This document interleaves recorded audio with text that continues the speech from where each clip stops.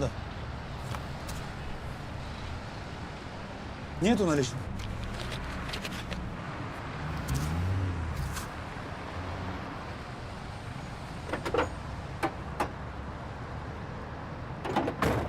Ты иди давай работай. Знаешь, в твоем возрасте, как я пахал? Халява захотел. Чмо!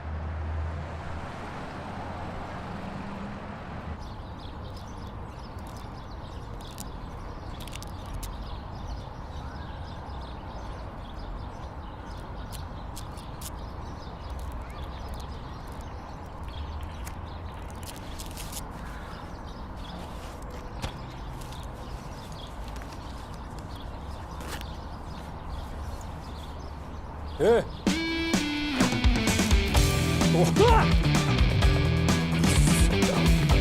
Тоқта! По-любому здесь толамыз,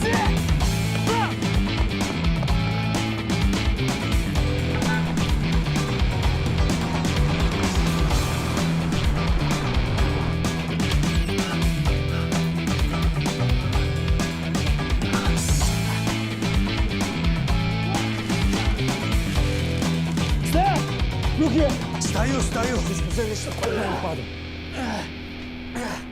Зря аттестацию проходим, да?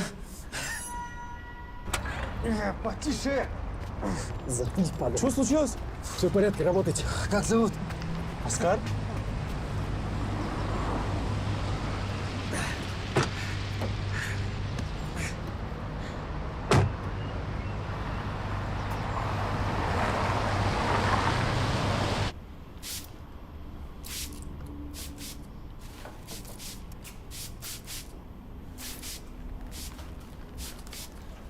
Салам, шеф! Маха, сколько раз говорю, так не делайте больше. Все. Что это? Да, возвратқа короче, говорит, не пахнут, завяли. Мынаның бәрі қып-қызыл аша ғой. Конечно, завяли, суға салып қоймайсың ба? Духи для чего придумали? Не пахнут. Себесің осылай. Понял? Понял. Маха, вот тут сколько с тобой вместе работаем, почему вечно косячишь? Дружба дружбой, но зарплату твою все равно урежу. Капец. Если что, у меня сегодня важный день. У нас Жулдус сегодня годовщина. Сюрприз я хочу сделать. Теперь пахнут. Я поехал, ты за главного. Ты что смотришь? Смотри, пол зарплаты урежу. Что за той? Коллега выходит замуж. 3 месяца встречались, и тут бац, и свадьба. Поздравляю. А что так быстро решили пожениться? За них УЗИ решила. Ну, а вы когда собираетесь? Ой, Сеня, не торопи события, пожалуйста. В смысле? Вы 5 лет встречаетесь. За это время люди разводятся и второй раз женятся. Ну, мы с ними и так-то как муж и жена. Какая разница? Ты даже с ним не живешь. Слушай, ой, попа моя чувствует. Бросит он тебя. Передай своей попе брыжиронка собжирснуть. И вообще он мне вчера звонил. Сказал, что приготовил для меня сюрприз. Посмотрим. Если На этот раз он не сделает тебе предложение, бросай его. Не знаю, посмотрим, Василий.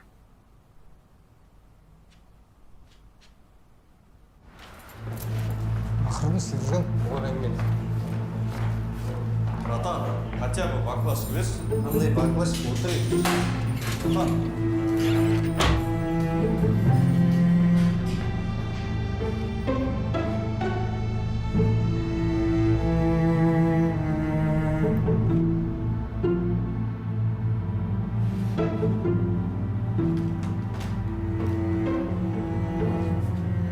Салам алейкум, братуха. Чё ты? Как ты? Зачет ты? Не твое дело. Не понял. На место сядь.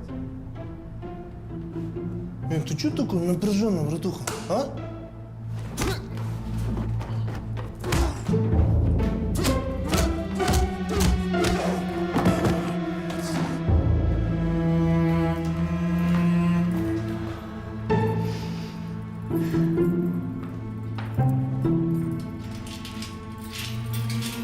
Хамид, на выход.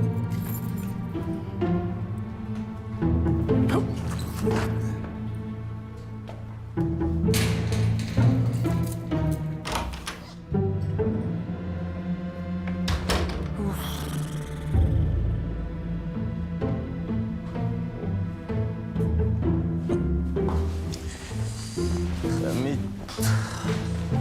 Хамид тош.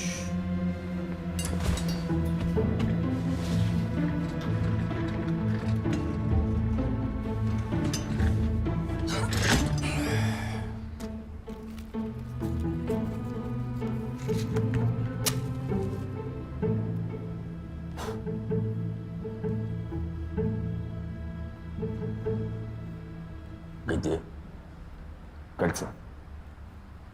Какое кольцо? Хамид, хочешь? Мы же все прекрасно знаем, что кольцо у тебя. Фото, видео, камеры наблюдения, даже свидетели, все против тебя. Я извиняюсь, конечно, но я понятия не имею, о чем вы. Вот именно понимаешь. Значит, ты стал бы убегать от нас. Я просто бегал. Спорт. Что, бегать нельзя, что ли? Айда. Кольцо. Какое кольцо? Кольцо золотое. Между прочим, оно очень древнее. Мне на аукционе за него 100 тысяч долларов предлагали, а я вот не продала. А что не продали? А это уже не ваше дело. Ваше дело его найти. Да включи ты логику. Как я мог это сделать, если я был на работе? Слушай, ты мне про логику не чеши. Чешун. Походу, действительно уже устал. Он Курген Адамдар бар. Да? Вы мне, если не верите, вы можете позвонить в Ледовую арену. Я там работаю охранником. Эй, кольцо гайда, Не знаю.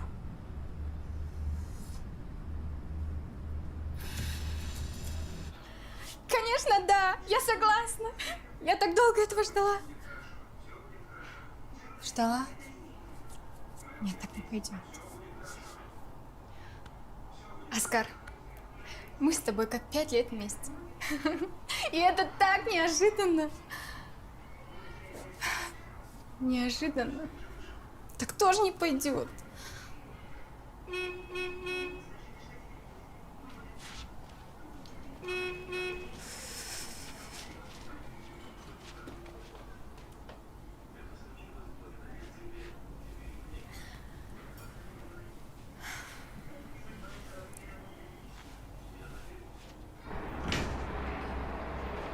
Салемджан. Салем. Алсаган. Ахмед. Пока ничего не говори. Сейчас ты увидишь сама. Да? Да. Поехали?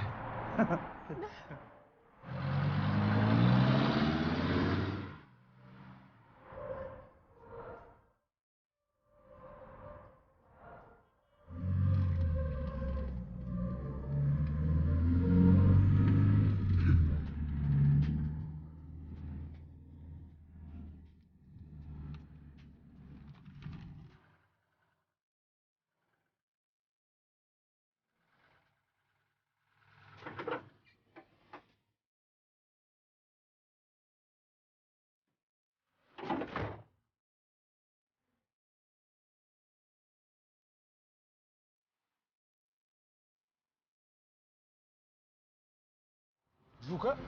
Ты куда? Разве... Не-не-не, пойди.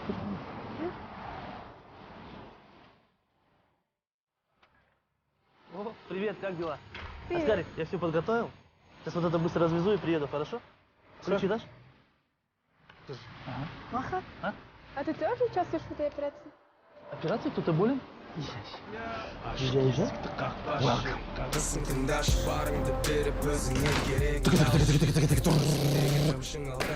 Та-дам! Что тогда? Ну вот! Что вот? Не поняла? Ты же знаешь, я долго шел к этому. Наконец-то решил. Что это? Как что, ключи от этого магазина? Я открыл свой цветочный магазин. Прикинь. Здесь у меня розы, фиалки, пионы, астры. Всех цветов, короче. Розовые, белые, синие, красные. Там мягкие игрушки. Здесь упаковка подарков. Это мое любимое место. Здесь будут храниться мои миллионы. Кассовый, короче. Это только начало. По-моему, это конец. Как конец? Не-не-не, я думаю расшириться, открыть филиалы в Астане, Нур-Султане, Чимкенте, Туркестане. Единственное, мне пришлось взять кредит для этого. Но я думаю, мы его закроем. Мы? Оскар, ты слишком долго ходил с этим. Подожди. Алло. Алло, доставка цветов? Да, доставка. Ага. Тюльпаны есть? Тюльпаны? Да, тюльпаны. Тюльпаны. Есть. Все, отлично. Адрес какой? Желтовсан, 26. Так это рядом же, да? Все, сейчас. 5 секунд. Жаным. На, Гүлдума, бери тұршы қазір. Оскар! Басқасын жасап берем. 2 минуты. Ты пока наслаждайся магазином. Он что, думает, я буду так его целую вечность ждать? Асель была права. Надо с этим кончать. Оскар, нам надо расстаться.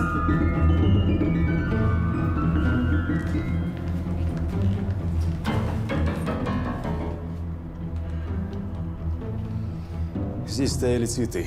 Где они? Здесь повсюду цветы. Здесь были белые цветы. Их нет.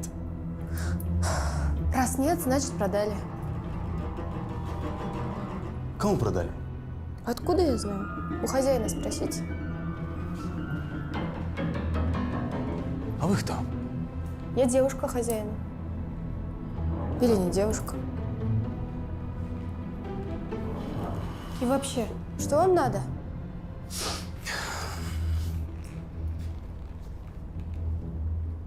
Значит, девушка, говоришь?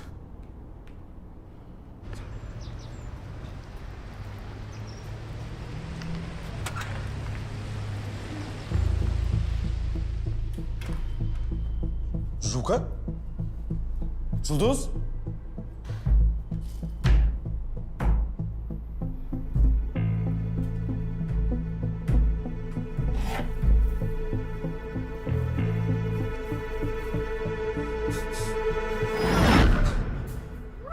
Жука? Ты что здесь делаешь? Нет! Что? Сзади!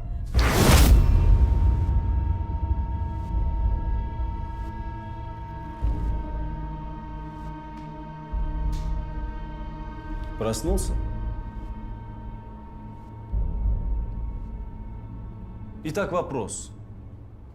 Там стояли белые цветы. В них было мое кольцо. Где оно? Что? Повторяю. Там было мое кольцо. Где оно? Мы не продаем кольца.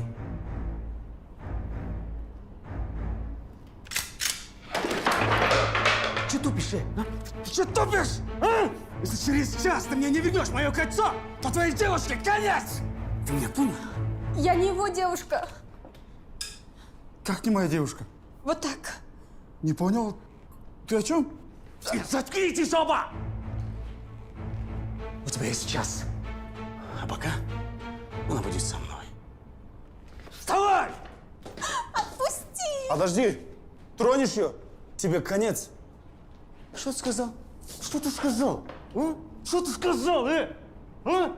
Я говорю, кольцо в каких цветах было? Ищи белые розы. Понял? Пойдем. Руки развяжи!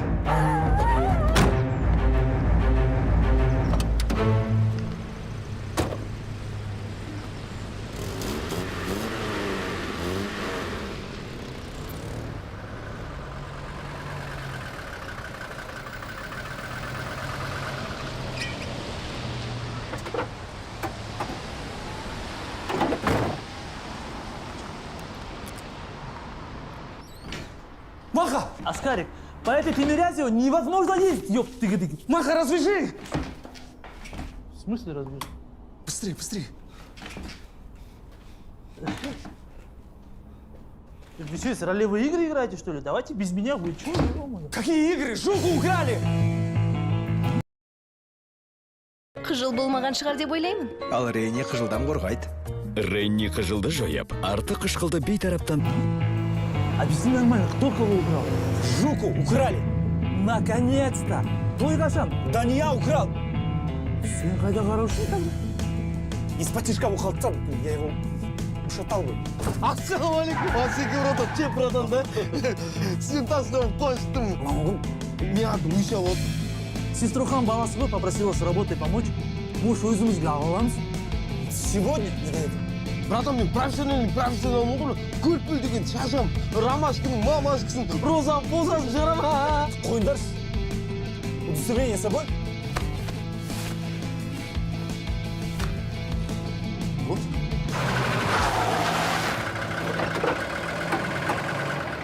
Все, Оскар, не переживай, почти табылды ғой.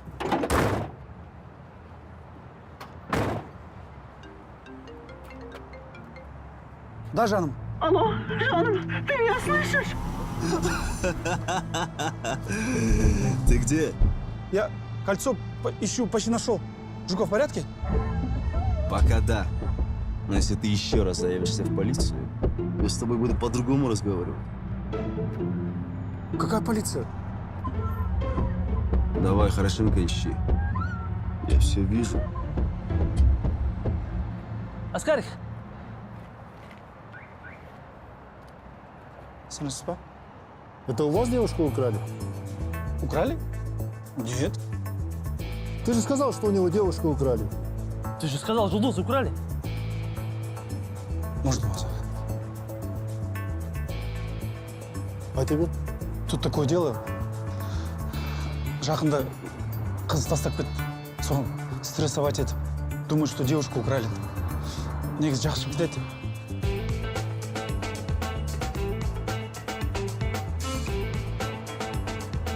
Бауырым, сенің атың кім? Маха. Маха? Маха. Маха, ты не переживай. Все будет хорошо. Все. Таких, как Жулдуз, у тебя будет еще много. В смысле, у меня Жулдуз, и у него же Жулдуз украли. Нормально. Ага, рахмет. Нет, братан, вы не Поехали. пошли. Потом объясню. Тихо! Тихо, я сказал! Бежать бояться! Что надо? Идиот! Я ж здесь задохнусь! Вытащи меня отсюда! Мы подождем твоего парня здесь. Выходи.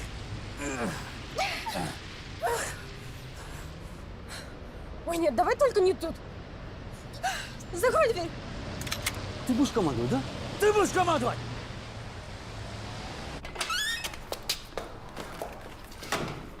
Развяжи. Зачем?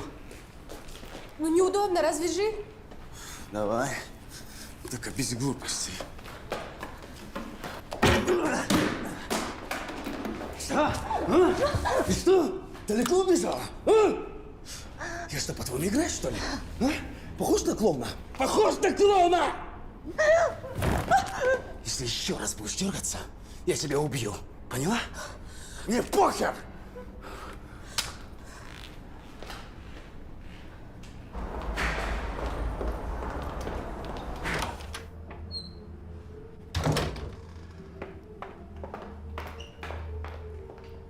Чего сидишь? Сидишь, помогаю. Здравствуйте. 10 часов прошло с момента кражи, а ты все сидишь. Что ты за следователь, а? Работаем и искаем. Ищем. Где? Нашел? Пока нет. Ну, мы найдем. Ты знаешь, я это уже много раз слышала. Между прочим, меня во второй раз обкрадывают, а вы ничего сделать не можете. А знаешь почему? Потому что вы лентяи. Жанна Алихановна, может, не будете оскорблять? Слушай сюда, Габит. Если ты в течение суток не найдешь мое кольцо, я такой скандал закачу, тебе мало не покажется. Понятно? Идиоты! Нет, Тате! Нет! Что не?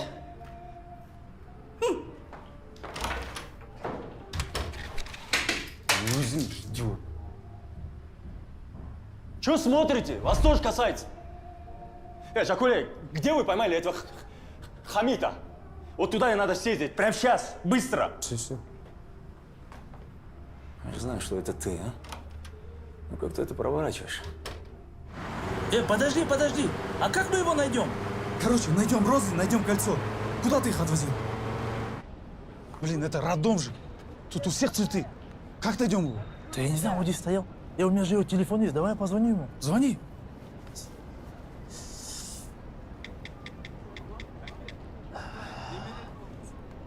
Так, он вот здесь стоял.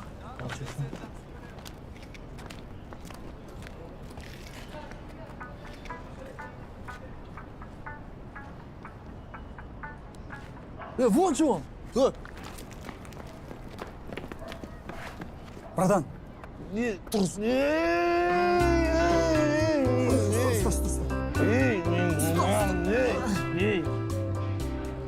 тебе сегодня цветы привозил он. Гуль. Хайда. Масховнал. Құттықтасын! Келіншегі тойын өдір екен, ол тойын өдір екен. Сен түсініп жатсың ба не? Конечно, мен ресторанда официантпен жұмыс істеген мақсардың тілін бірден түсінемін. Сұрашы.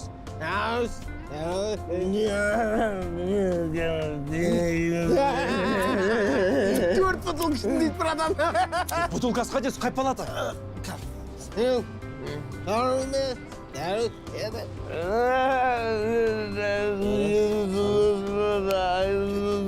Ай, жарасы бар қарлығаш 99 палата. Красавчик, кет. Братан, участвовал.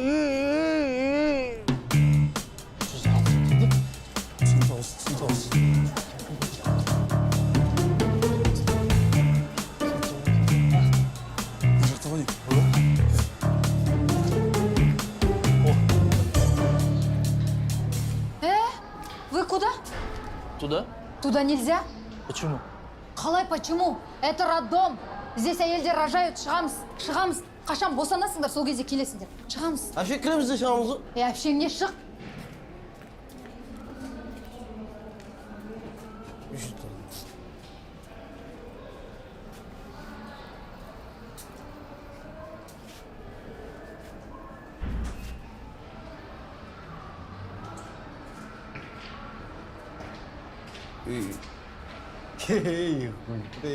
Тоже мне не рожаешь ведь? Как не рожаешь? На 8 марта рожаешь, на Новый год рожаешь. На выпускной тоже рожаешь. Как минимум 3 раза в год рожаешь. Хочешь, вот все, действуем по плану. Табай қанат.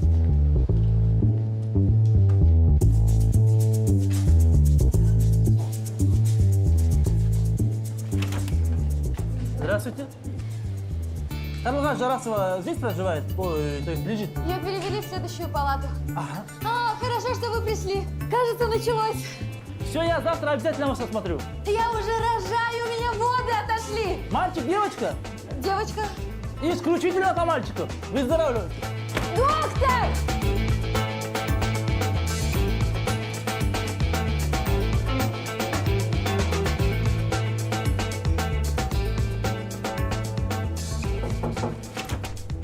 Здравствуйте. Жарасова Қарлығаш? Да, я. А что случилось? Ничего. Қарлығаш бар, гүл жоқ, короче. Братан, туам, муам дегендер басталып кетті, онда өзім шешіп тастайын кіріп.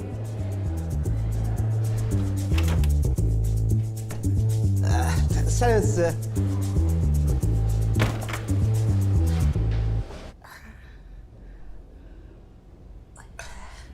Я свеженькая, ой, новенькая, Крепаш.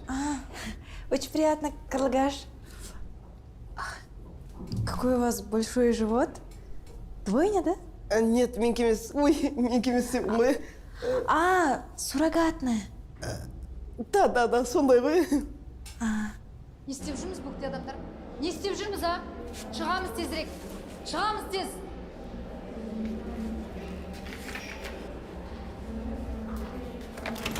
Қарлығаш, қалыңыз қалай? Сізде бәрі жақсы ма? Я жақсы. Сәлеметсіз. Сәлеметсіз. А вы кто? Крепаш. Мында не істеп жүрсіз? Это одиночная палата. А фамилияңыз кім? Бектұрғанова. Бектұрғанова. Сіз списокте жоқсыз? Көріңіз. Я вас где-то видела. Глаза знакомые. Ой. Точно? А, нет, ошиблась. Я сейчас вашу историю поищу. Ага, хорошо. Гулял, сам, бро? Да, мне сегодня муж дарил. У меня токсикоз. Колин скинется, бумай. Цветы где? Передарила эти цветы? Кімге бердің? Главврачу, как ее звали? Мадина Бердемиевна. Мадина Бердемиевна.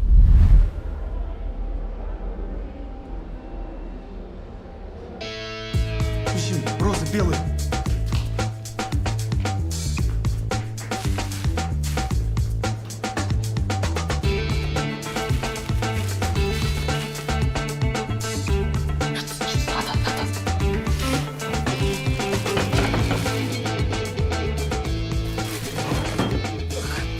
А что вы тут делаете? А я вот пациентку привел к вам. Давление смерили? Да, измерили. Какая неделя? Четверг. Что? Так у вас воды отошли! Какие воды? Это не мои воды. Так, родильное отделение, быстро! Помогите! Я не рожаю! Я не рожаю! Правильно, правильно. Все мы женщины. Мужики, давай, давай.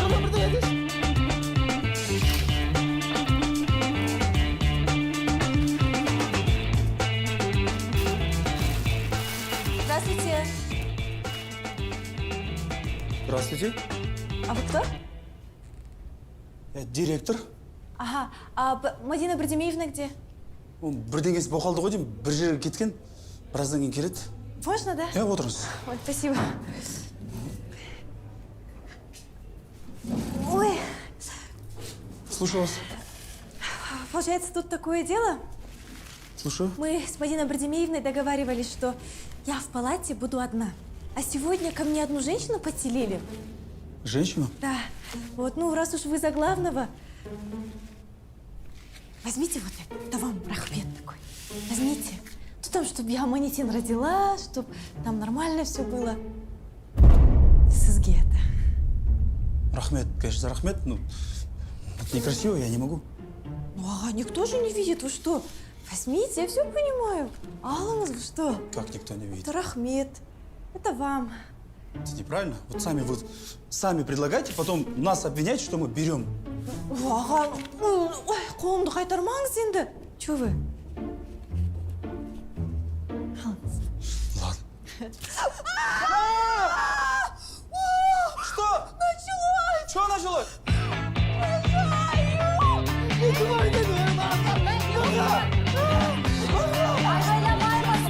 Врача! Медсестра! Я не врач, я директор! Вот, ты принимаешь!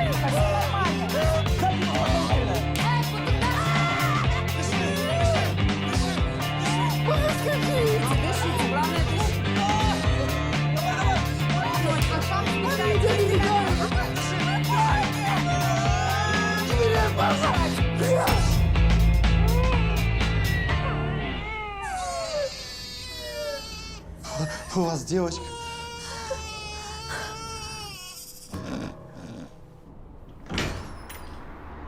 Здравствуйте. Здрасте. Почему у вас цветы? По-разному, а вам какие? Сам ты какие цветы любишь? В общем, когда мы зашли, он стоял здесь.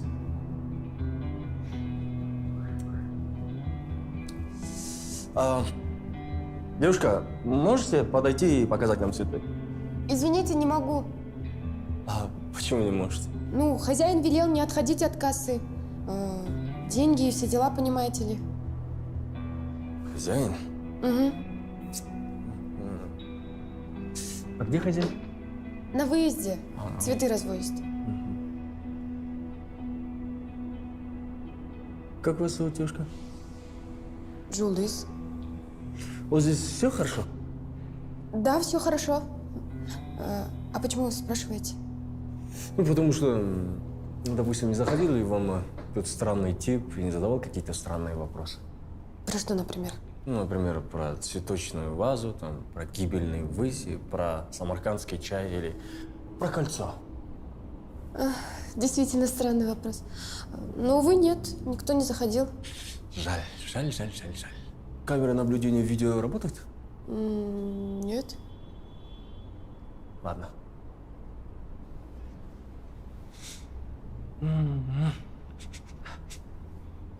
Когда? Какой-то странный знакомый запах, а? Какой-то бір қолтықтың иісі, что ли? Нет. Ладно. Пока. До свидания. До свидания.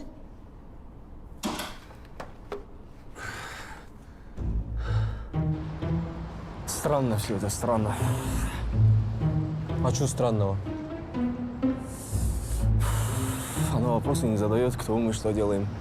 И...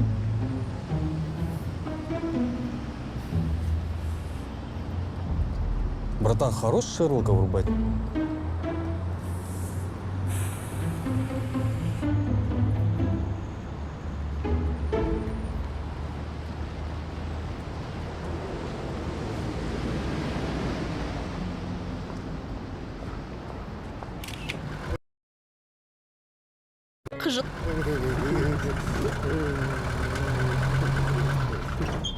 Блин, неудобно получилось. Да капец, видел бы ты их лица.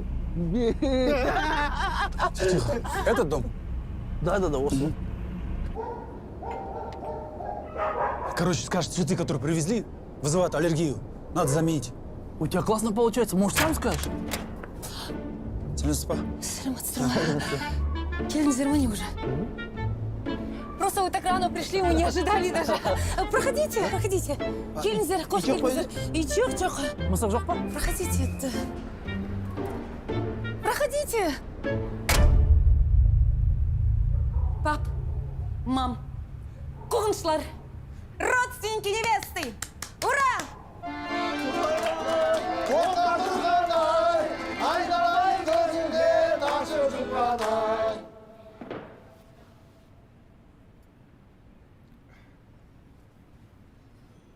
Ал жігіттер, қош келдіңіздер. А кто из вас бас құда? Негізі біз басқа мәселемен... Я бас құда. Былайша айтқанда, я старший брат невесты. А өте жақсы. Ассаламуалейкум. Қалғандарыңызға сәлеметсіз. Өте жақсы. А, как говорится, вот наш сын, он неплохой парень. Учился в Америке, работает, хорошо зарабатывает. Но наш сын сказал, что она по своему согласию, оказалось, что она даже не знает его. Вот она устроила скандал, заперлась в комнате, все цветы разбросала по дому. Ну, конечно, мы ее понимаем и понимаем ваш гнев. Поэтому вот все родственники собрались, чтобы у вас просить прощения. Вы можете нас простить?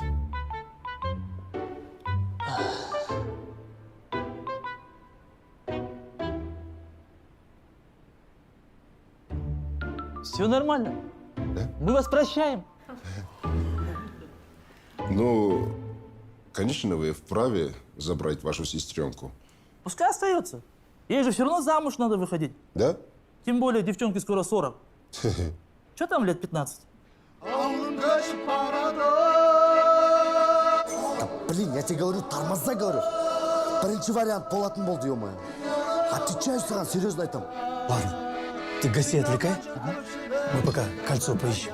Все.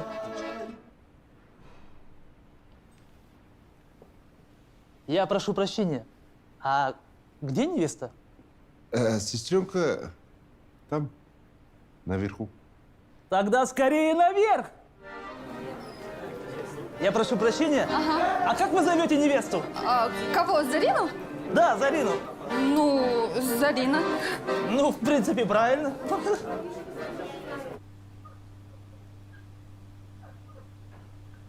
Плачет. От счастья, наверное. Сейчас. Зарина. Ау?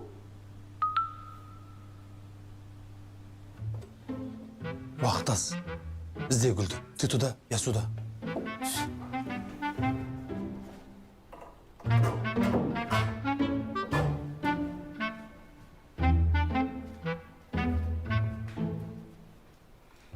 Что за монстр? Мынаның бәрі қып-қызыл аша ғой.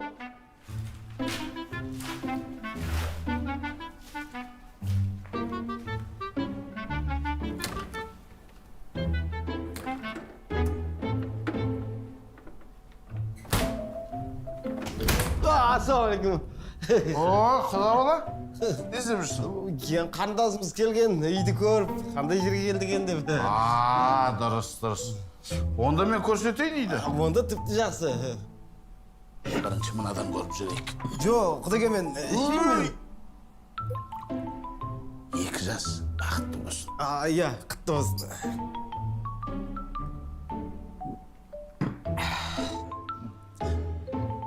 Это, сестренка, открой дверь, пожалуйста. Тут все гости собрались, а ты такое творишь. Что я творю? Ну, неприлично. Орешь там, вещи разбрасываешь. А не надо было меня воровать. Это же средневековье какое-то. Я вас всех засужу. И вообще, знаете, идите вы все на... Из-за этого мелкого пи***я замуж не собираюсь. Я его вообще знать не знаю. В смысле, дай, братан, дай. Динарочка, Диконай, послушай меня, давай поговорим нормально, да? Тут твои старшие братья пришли. Не бойся, выйди, давай нормально поговорим, пожалуйста. Что ты пи***? Какие еще братья? Динарочка, это я. Кто это я? Твой старший брат. Я еще раз говорю, нет у меня никаких братьев, у меня только сестры. Вы что, ее били, что ли? Да нет. А что, она своего старшего брата забыла? Скажи, как меня зовут? А я откуда знаю? Ебать, что ли? Точно били.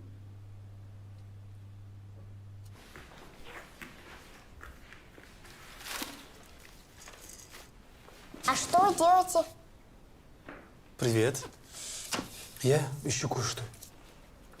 Меня зовут София, мне 5 лет. Давай поиграем. Девочка, у меня, честно, времени нету. Я бы с тобой поигрался.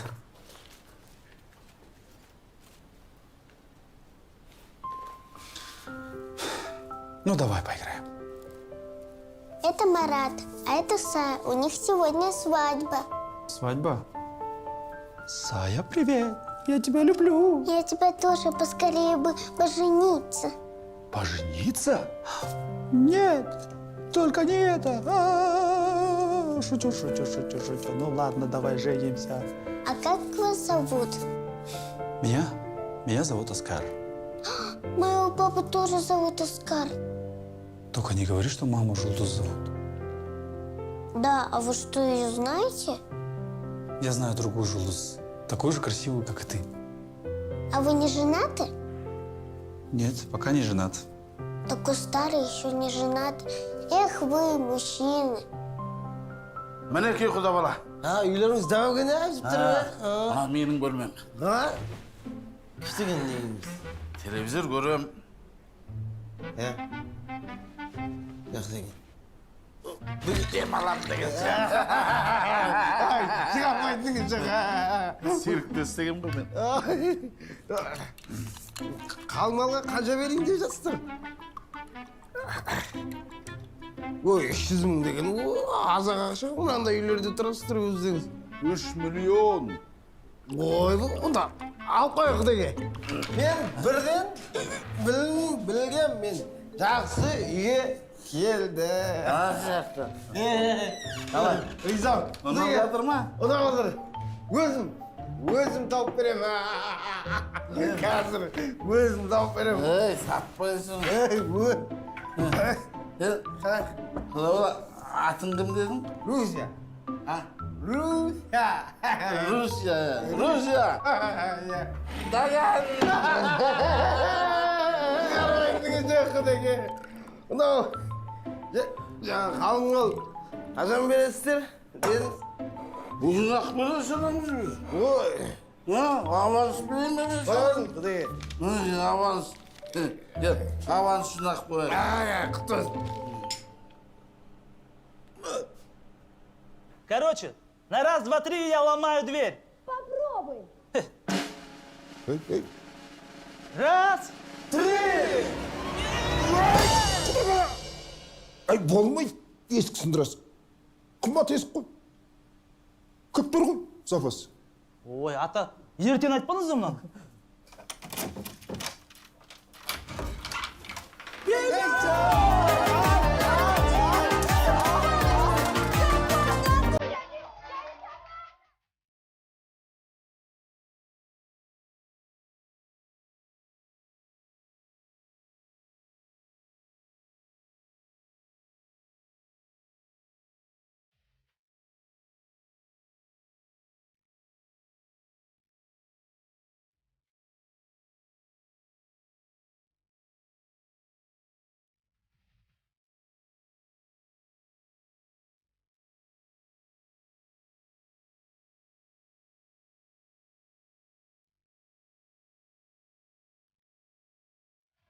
Кольца нету, все, поехали.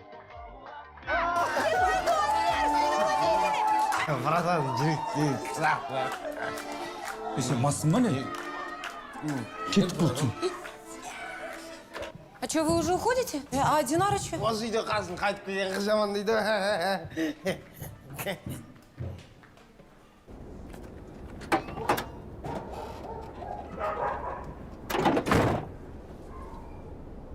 Маха қайда? Білмеймін. Қайда, братан? Қазір. Маха, что стоишь? Так нельзя. Это не по-человечески. Ты о чем вообще? Поехали, уақыт жоқ. Аскарик, 6 секунд. Маха! Маха! Что так долго? Оскар! Заводи!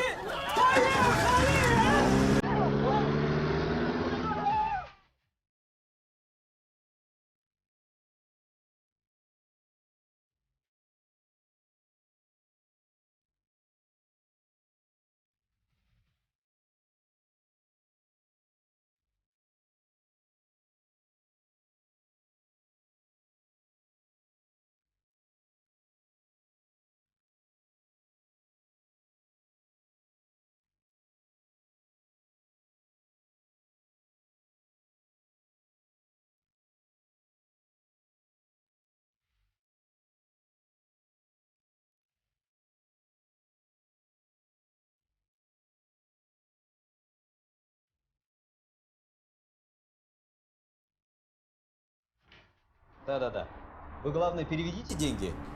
Остальное мы все сможем. Да, я вам перезвоню. Угу. До свидания. Здравствуйте. Здравствуйте. Нам цветы нужны. А вам какие? Любые. Әке, нашым Раушан гүлдерін жақсы көреді. Белые. Розы у вас есть, да? Хорошо, сейчас.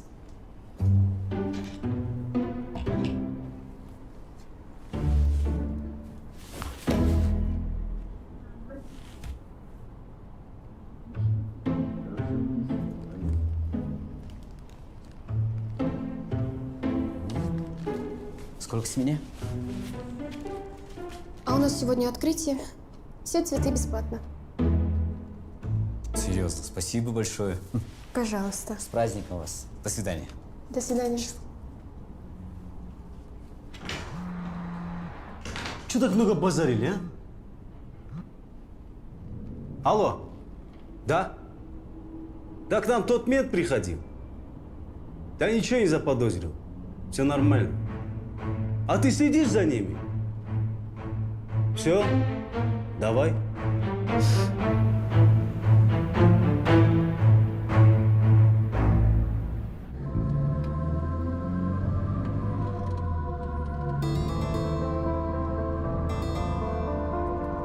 Ну и чего ты молчишь? А что мне сказать?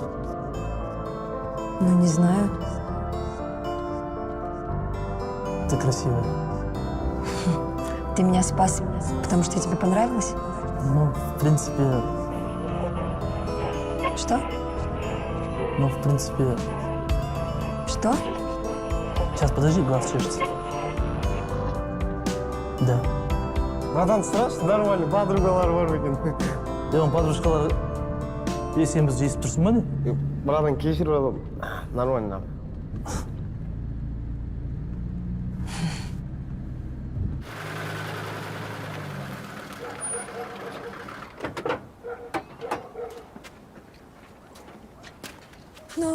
Вон там я живу. Дальше я сама. Минуточку. Сейчас. Это тебе. Наберу тебя. Спасибо. Маха, давай быстрее. Кстати, почему Маха? Полное имя Махита, что ли? Нет. Махаббат Токаев я. Тукаев, в смысле? Не-не, у меня в конце Ф. Ну ладно, до встречи, Махаббат Токаев.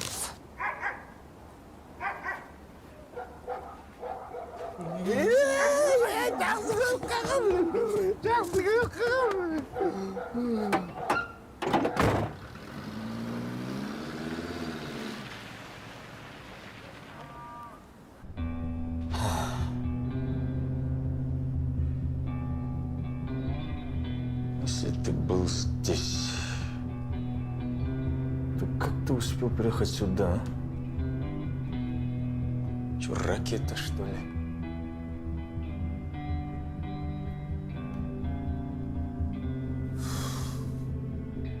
Ты до сих пор здесь, да? Габа там только нас ждут. Поехали? А не, я не боюсь. Да это не он, я ж тебе говорил, он был на работе. Да я знаю, до арена. Ну, блин. Ну все, братан, значит, других надо искать.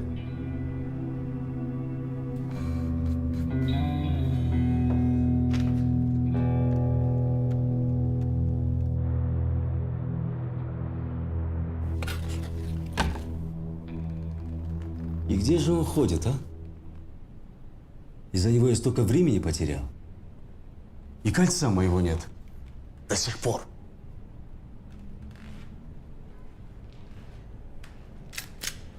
И что мне с тобой делать?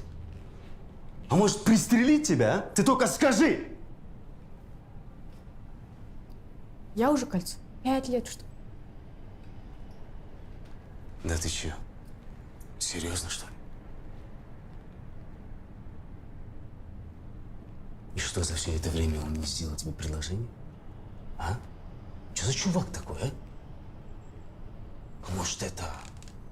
он хочет тебя кинуть? Мой парень никогда и никого не кидал. И даже если он не найдет это кольцо, он обязательно вернется. Ведь мы в его магазине.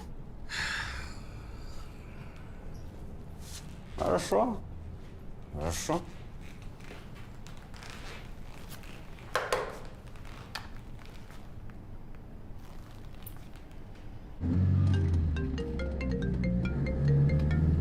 Алло. Ты где ходишь, А? Че, играться будем теперь? Брат, последний адрес остался. Там точно кольцо должно быть. Жукагалы. Да все нормально с твоим магазином. При чем тут магазин? Жука, как говорю?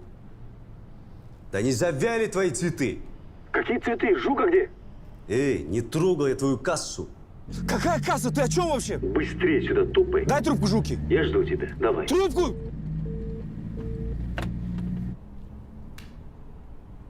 И ни слова про тебя. О, все, води с планетарного зонда. Вот этот дом, кажется. Что, трудно? Рус! Рус, эй! Тур! Сейчас, Аскарик, проверенный метод бар. Мамашы звонып жатыр, мамашы. Я жұмысқа тұрдым, я тұрдым. Тұрдың ба? Онда кеттік жұмысқа.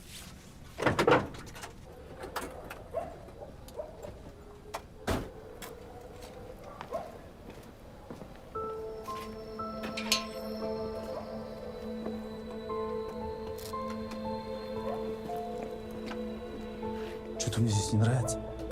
Ну, какой-то беспонтовый дом, да? Мынаны қыста 9 шелек көмірмен жылтамайсың ғой, по-любому. Еще алыс қой, брат, автобуста бармайды ғой, не? Вы что гоните? Быстро пойдем?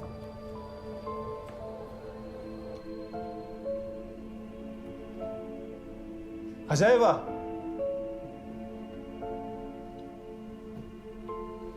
Кім бар? Кажется, нас никто не слышит.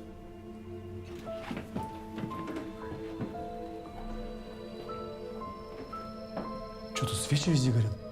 Наверное, на электричестве экономят, да?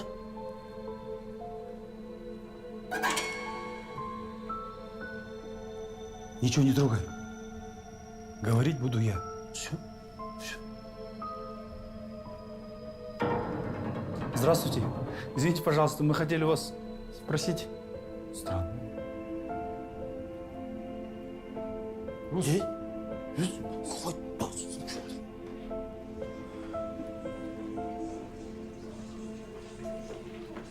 Что там? Мында не ужатыр? Походу, тематическая вечеринка. Вечеринка, ой,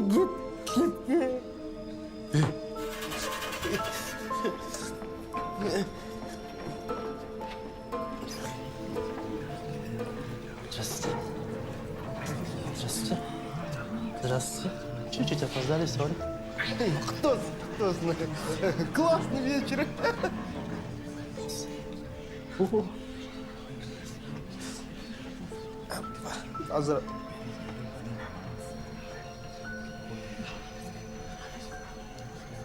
Братан. Маха. Цветы. Блин, может, разрешение попросим? Нет, давай кольцо найдем, а потом прощения попросим. Ты же сам говорил, времени мало. Давай.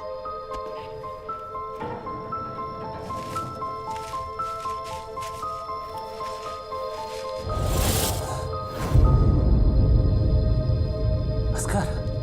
О, старик.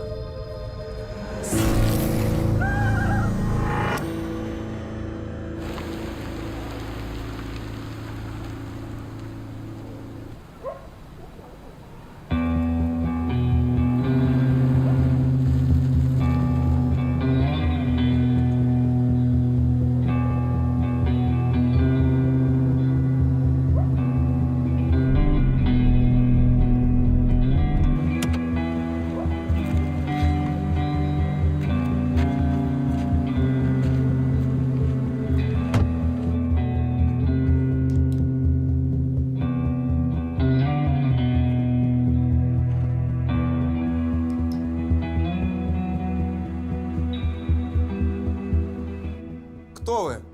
Кажется, они хотят похитить дедушку.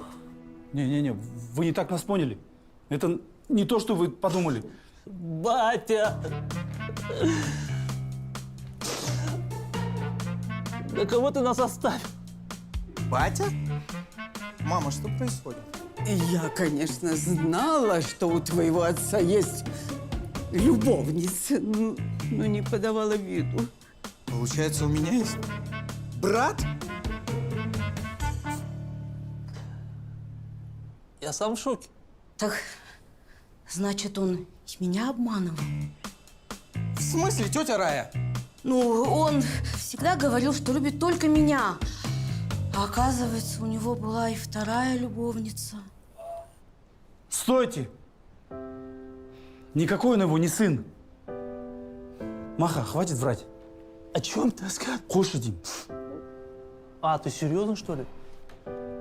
Простите нас, пожалуйста. Мы не хотели вас обманывать. Просто мою девушку взял в заложники один очень мерзкий тип. Мы должны найти ему его кольцо. Оно, возможно, среди этих цветов. Я вас очень прошу. Пожалуйста, можно мы просто осмотрим их? Осматривайте. Осматривайте.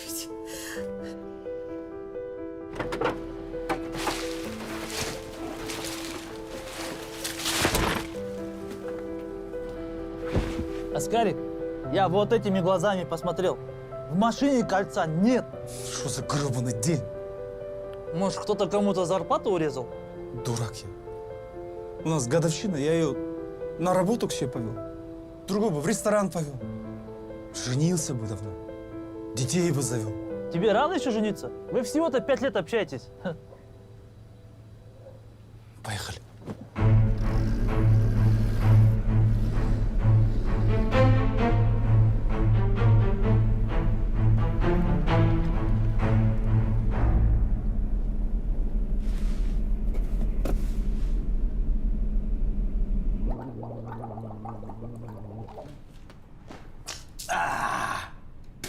Почему ты так делаешь? Что? Ну, зачем тебе кольцо? Ты знаешь, моя мама больна. Ей нужна дорогостоящая операция. И если я не найду эти деньги, она умрет. Мне очень жаль. А сколько денег не хватает? Совсем чуть-чуть не хватает. 555 тенге.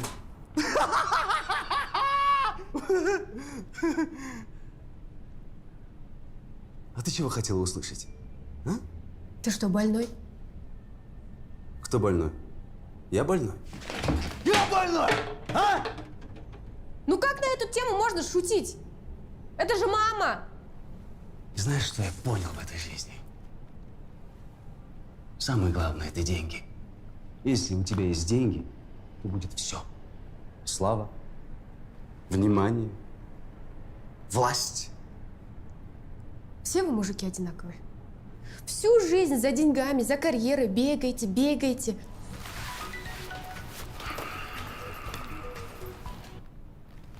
Алло? Да? Менты? За ними гонятся. Хорошо? Понял? Ага. Ну, тогда мы уходим отсюда. На работу. Со мной она. Давай. Ну что, деточка моя, поехали? А можно я не в багажнике поеду?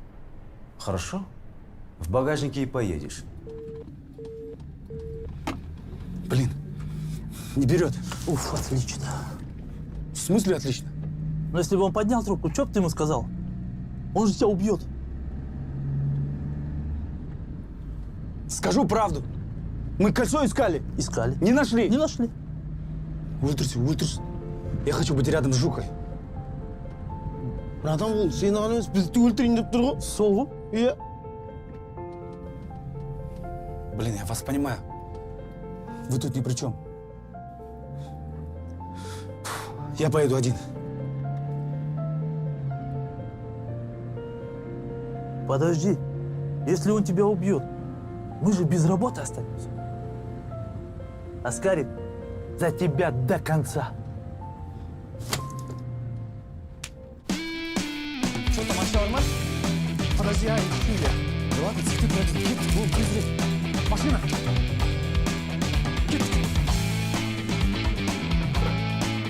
Вы кто такие? Рус, давай за ними! Маха, Рус, кете берсін. Жұлдыз.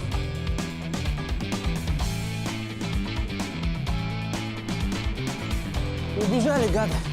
Че, все нормально? Где Жулдус? Нету. Походу, увез куда-то. Куда? Откуда я знаю? Я мынаны қараңдар, запись қалдырып кет. Эти белые розы ты принесешь на могилу своей девушки, либо принесешь кольцо на ледовую арену. Ледовую арену. Белые розы? Это же не розы, это же пионы. Мы же весь день розы искали. Ну? Кольцо же пионов, что ли? Придурок! Урод! Че теперь? Опять по новой все искать, что ли, ё-моё? Привет. Маха, можно тебя на минутку? Сейчас, пацан.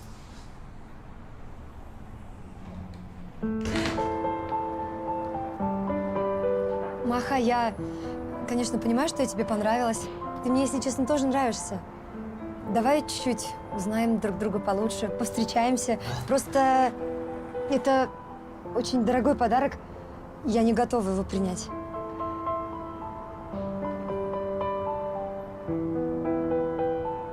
Я нашла это в пионах, которые ты мне подарил. О, давай, хорошо. Давай попробуем. Пока. Аскарик, моя принесла. Это оно? Походу. Погнали.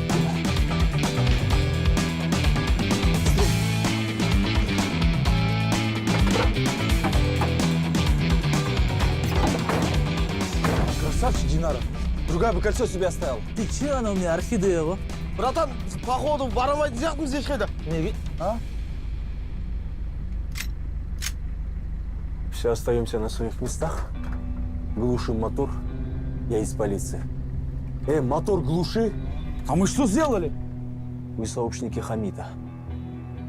Так это вы воры, да? Тихо, сиди. В смысле, мы не... аузунча, рот закрой. Вы же видите, сейчас обстановка очень напряженная. Я нервничаю. И в любой момент могу выстрелить. Так что абайламасаңдар, мыйларың шашып беремін. Поняли? Да. Ну, наконец я вас поймал, орёги. Это не мы. Кольцо сюда давай. Кольцо давай сюда. Быстро.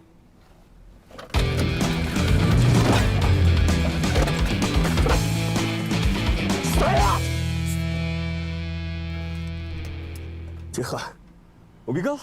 Да. Ну пусть убегает. Я его все равно поймаю. Так, вы двое. На выход. Шах. Вышел.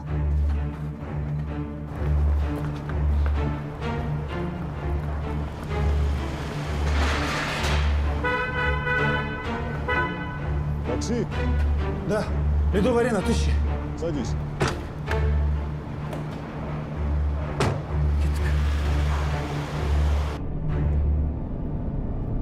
Быстрее.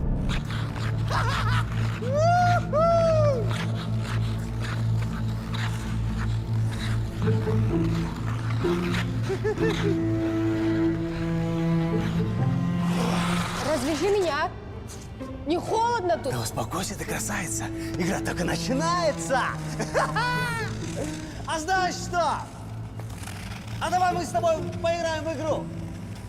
Игра называется «Ой, больно». Ну что, готова? Раз, два, три. Идиот, прекрати! Повезло!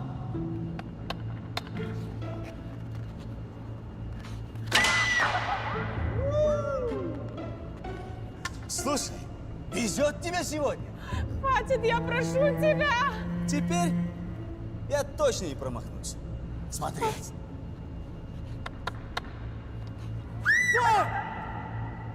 Я здесь!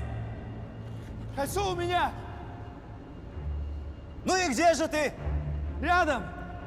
Я тебя не вижу! Жуку отпусти! Но я хочу увидеть свое кольцо! Увидишь! Развяжи ее! Я брошу тебе его! Хорошо? Сейчас.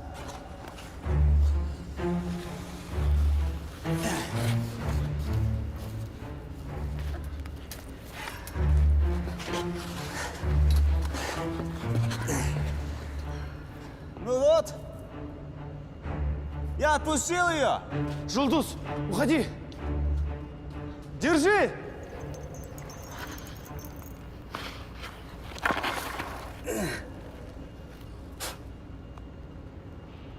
Отлично! Все? Пока не все. Открой дверь! Я же тебе принес кольцо! Сдержал слово! Иди сюда! Надо поговорить. Сам поднимайся! А я уже здесь.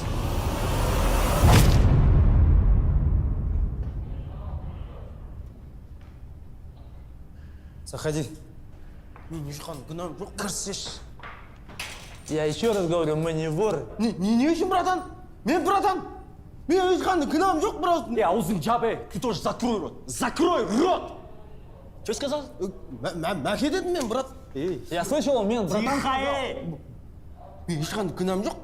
Мен әшін жүрген баламын ғой, братан. Вы чего мне тут легенду рассказываете, а? Легендаристы, что ли? Я вас поймал, все, смиритесь. И этого Оскара тоже поймаем. И знаю, где вы прячете награбленное. Цветочный магазин где, а? Магазин? Да я же говорю, это вот этот бандит пришел, кольцо у нас спрятал в магазине, а сам жуку взял, в ледовую арену увез. Ледовая арена? Ну да. Утром, да?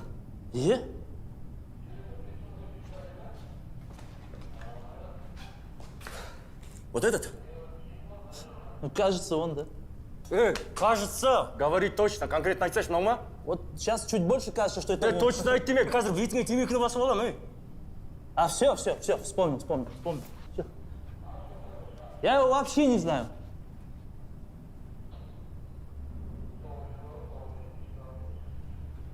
Все, гаси связь. Кеттім мен. И что, когда мы выйдем отсюда? Мәке, братан! 2 теңге бар менде, братан!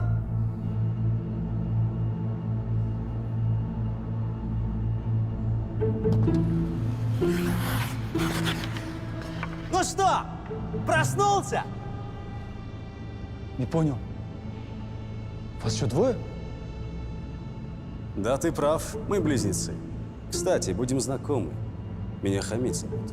Меня тоже? Мужики, кольцо же у вас. Отпустите нас. Нет. Теперь ты знаешь про наш секрет.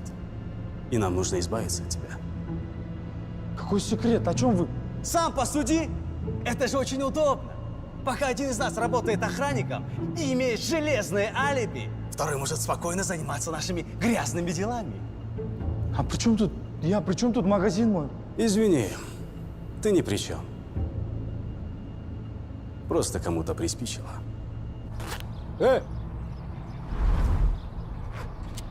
Кто?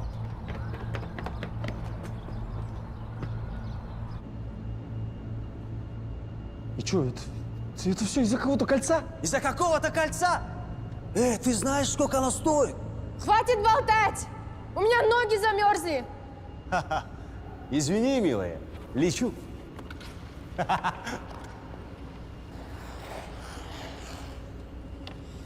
А ты знаешь, что твоя девушка сегодня ждала от тебя предложения?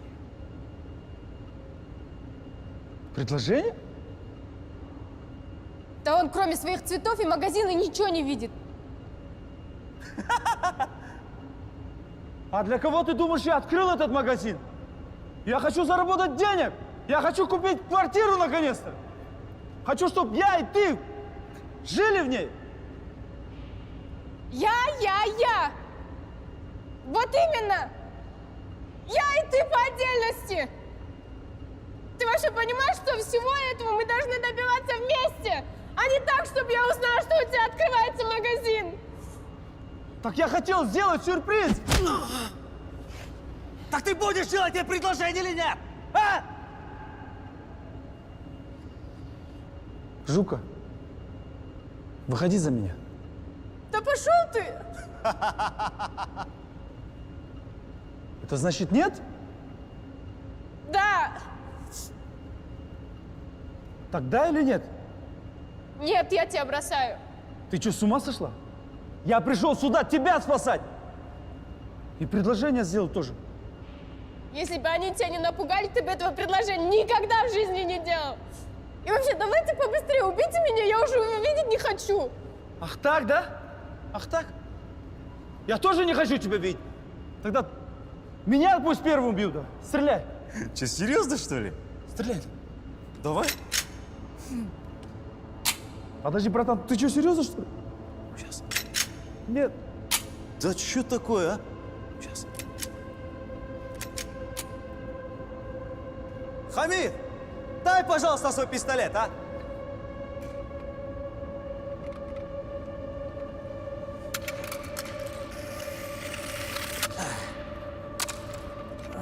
Братан, не надо. Зачем? Жалко, конечно, что не погуляем на вашей свадьбе. Жука, я тебя люблю. Прощай.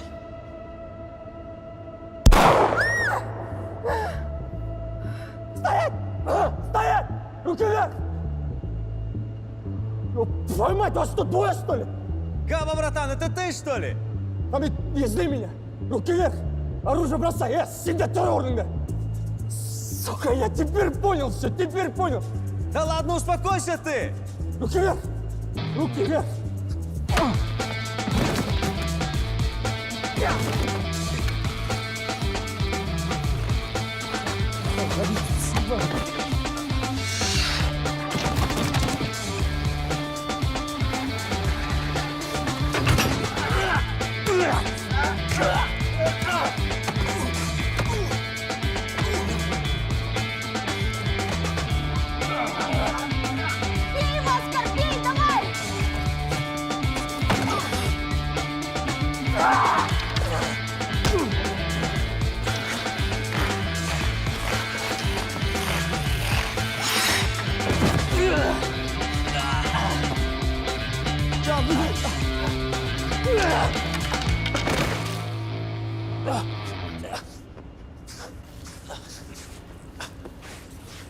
Зоська.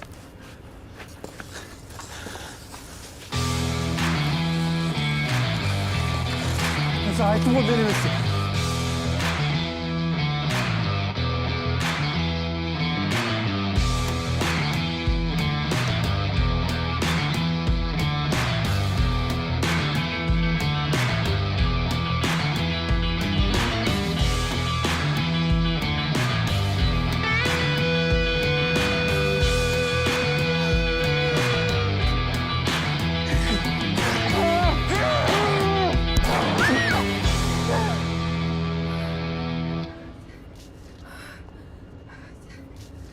Это ты хотел меня убить, да? Тихо, тихо, тихо.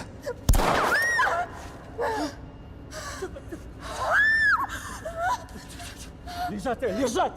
Тихо.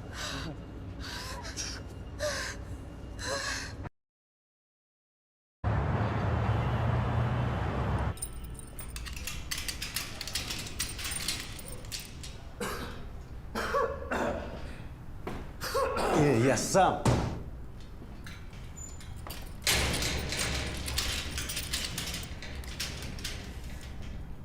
Ахмед. Слышь, Габа, а давай договоримся. Пушу. Слушай, Сен и Сен. Знаете слово «капец»? Да. Вот. Вам настал капец.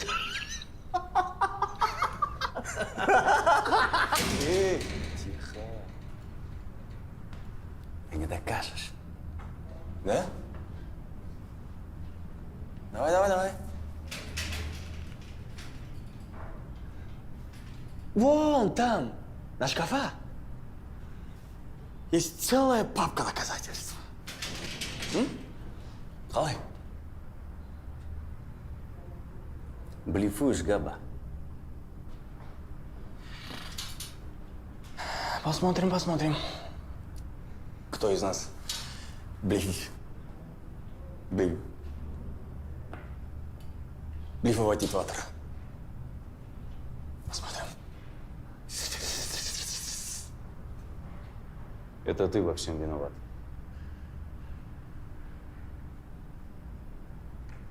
Ну ничего. Я что-нибудь придумаю.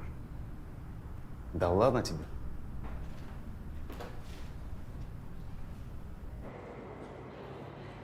Ну что ты молчишь? Прости меня, Жуков. В общем, нужно тут подписать, и вы свободны. Что?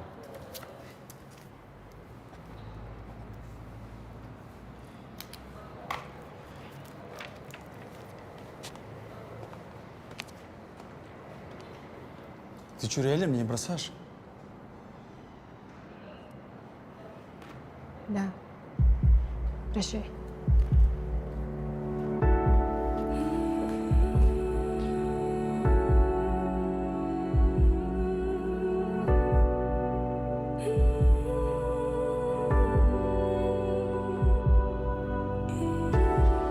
Сен сүйгенде соқыр болдым неліктен жүректегі сезім мұзды еріткен енді мені кешір жаным енді мені кешір жаным Сен сүйгенде соқыр болдым неліктен жүректегі сезім мұзды еріткен енді мені кешір жаным енді мені кешір жаным білем бағалай алмадым менің қателігім сенен айырылып қалғаным қаншама армандадым қанша биік самғадым бірақ та түбінде бәрібір бірге болмадық Білесің бе ботақан сені көктен саңғытаған Сенің қасыңда қалаған болсын деп жақсы адам Сендей періштеге лайықты жақсы адам Сондықтан ертегі жет мені алып тастаған Мені алып тастаған Мені алып тастаған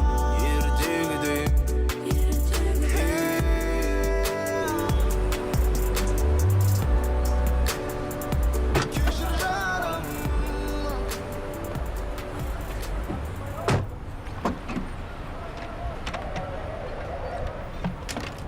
Спасибо.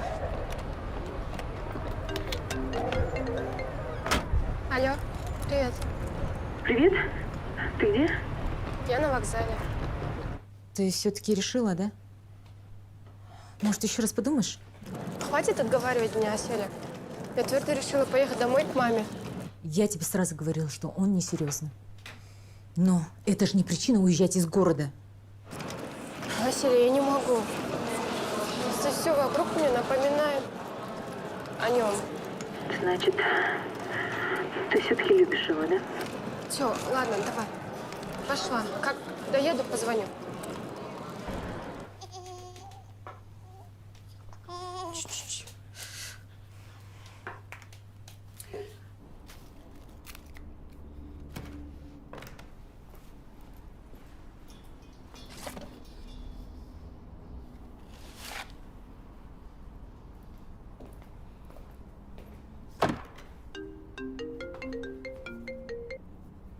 Алло. Оскар, это Асель. Нет времени объяснять. Я знаю, вы любите друг друга. Поэтому, если ты не хочешь потерять ее навсегда, быстро езжай на автовокзал. Жука хочет навсегда уехать в Чимкент. Ты должен ее остановить.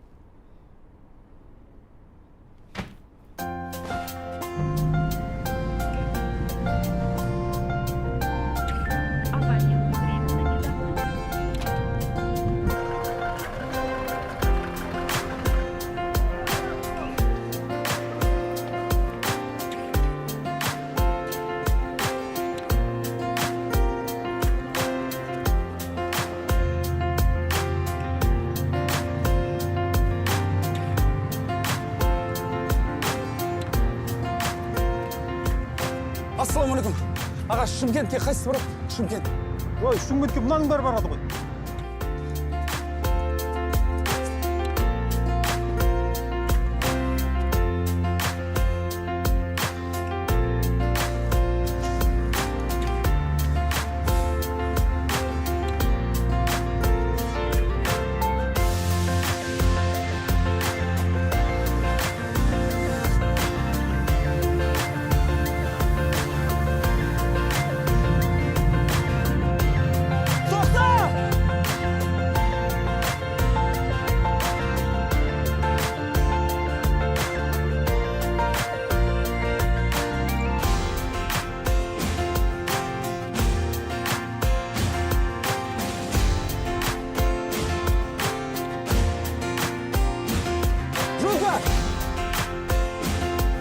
Остановись! Надо поговорить!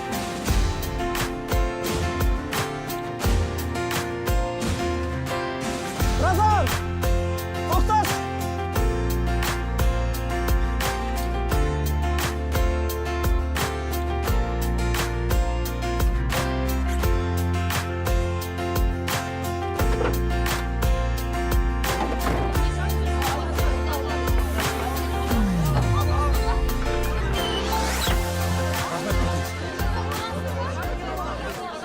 Кешіріңіздерші. Кешіріңіздерші. Жұлдыз, жаным, прости меня. Просто за эти дни столько всего произошло со мной. Я видел рождение жизни, саму жизнь, даже смерть. И понял одно. Нужно ценить моменты счастья. Блин, наверное, здесь я должен сказать столько красивых слов.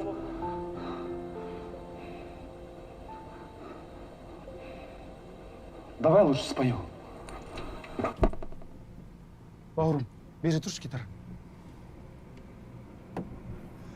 Моя история история о том, как было все красиво. Держаться плана получалось, вроде был счастливым. Я шел к заветной цели, дорогой то, что верил. Я думал искренне, что прав, в себя поверил. Но тут судьба внезапно подкинула сюрприз. Перевернула все вверх, дном густой туман навис. Остановить не в силах все, что со мной случилось. У черной полосы моей, наверное, бенефис. Но ты судьба моя, теперь я точно знаю. Будь ты со мной жестокая, обманчивая, злая, я все тебе прощаю, в дальнейшем обещаю быть сильным, верить и надеяться, родная. Я стал другим, но я все тот же. Лишь одно, тебя мне не хватает. Теперь я понял, что мой самый дорогой цветочек, мой самый нежный лепесточек цветет в моем саду лишь для меня, ведь это любовь.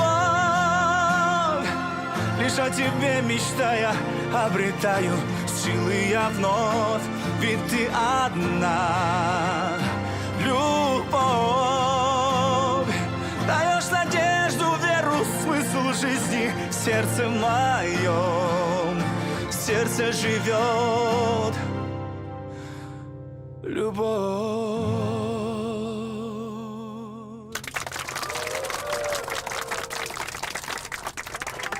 Выходи за меня замуж. А где кольцо? А кольцо мы найдем. Так ты выйдешь? Да! Да.